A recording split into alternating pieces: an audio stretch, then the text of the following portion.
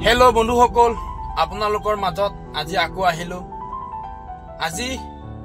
উদ্দেশ্যটো কৈ দিছো এটা ভিডিও চালু আৰু হে ভিডিওটো এগৰাকী বুৱাৰীয়ে কিছুমান মানে মন্তব্য ৰাখিলে আৰু হে মন্তব্য কিটা শুনি পেলাই মুকু অলপ আফসোস লাগিলে হে কাৰণে মই এই ভিডিওটো কাৰণে মই বনাইছো যাতে এই ভিডিওটোৰ মাজেদি হয়তো সকলো বুৱাৰীয়ে বুজি পাব পাৰে হে কাৰণে মই এই ভিডিওটো বনালো আৰু আপোনালোকক কাহিনীটো আপোনালোকক শুনাইছো আপোনালোকে ভালকে শুনক আৰু আপোনালোকে শুনি পেলাইও ইয়াৰ বিষয়ে আপোনালোকে এই ভিডিওটোৰ মাজেদি আপোনালোকে কমেন্ট কৰি জনাব আৰু তেতিয়া সকলো আমাৰ সমাজত থকা বুৱাৰীয়ে যাতে এই কথাটো সহজে যাতে বুজি পাব সেই বুৱাৰীজনী তাৰ ঘৰৰ ফেমিলি মানুহে ক'লে যে তইটো বুৱাৰী হৈ গলি আৰু তইটো এতিয়া কেতিয়াও কোম্পানীত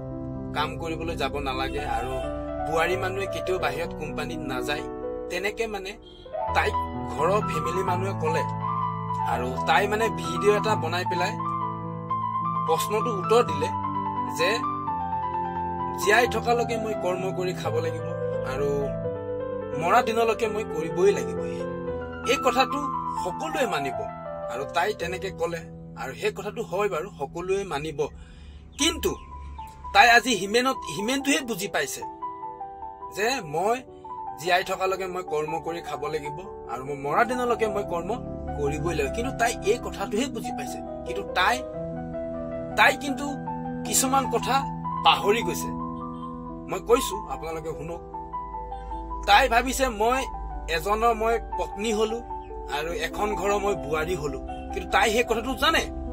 কিন্তু এজনৰ যদি পত্নী হোৱাৰ পাছত তাৰ কিমানবোৰ দায়িত্ব থাকে যে এজনৰ তাই পত্নী হয় তেতিয়াহ'লে তাৰ কিমান কৰ্ম কৰিবলগীয়া থাকে আৰু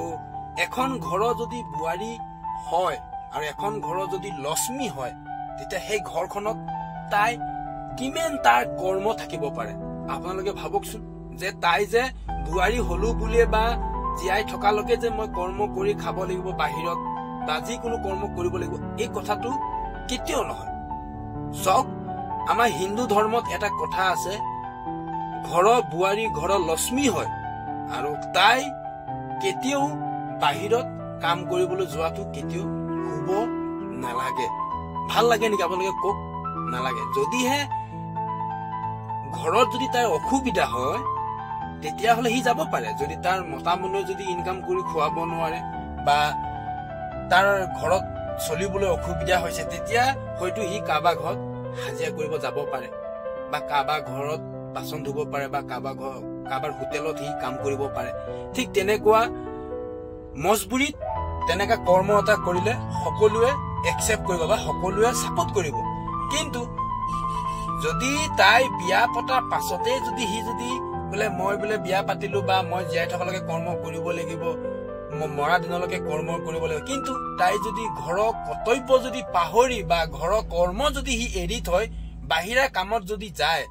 বাহিৰৰ কোম্পানীত যদি কাম যায় তেতিয়া কেতিয়াও এখন ঘৰৰ বুৱাৰীজনীক শুব নিদিয়ে আৰু এজনৰ পত্নীজনীকো শুব নিদিয়ে আপোনালোকে এই কথাটো হয়তো সকলো বুৱাৰীয়ে জানিব পাৰে বা নাজানিবও পাৰে ক'ব নোৱাৰি কিন্তু আমি দেখিছো আজিৰ যুগত যিমান পঢ়া লিখা কৰিলো মতা মানুহ হওক বা মাইকী মানুহ হওক সহজে কেতিয়াও বিবেক বোলা বস্তুটো নহয় সেইকাৰণে চব কৈছে আমি যেতিয়ালৈকে নেকি নিজক আমি বিচাৰ নকৰিম নিজক আমি অনুভৱ নকৰিম তেতিয়ালৈকে আমি নিজৰ উদ্দেশ্যটো আমি কেতিয়াও আমি জানিব নোৱাৰিম সেইকাৰণে কৈছে সকলো ব্যক্তিয়ে এটা উদ্দেশ্য থাকে যেনেকে মতা মানুহ এটা উদ্দেশ্য হয় মাইকী মানুহ এটা উদ্দেশ্য হয় তেনেকে সকলো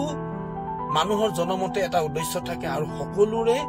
এটা নীতি নিয়মতেহে মানুহে থাকিব লাগে এই কথাটো সকলোৱে নাজানিব পাৰে সেইকাৰণে আপোনালোকক অনুৰোধ কৰিছো যাতে এই ভিডিওটো আপোনালোকে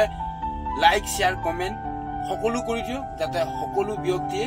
জানিব পাৰে আৰু তেনেকুৱা ভিডিও লৈ আপোনালোকৰ মাজত আকৌ আহিম বাই বাই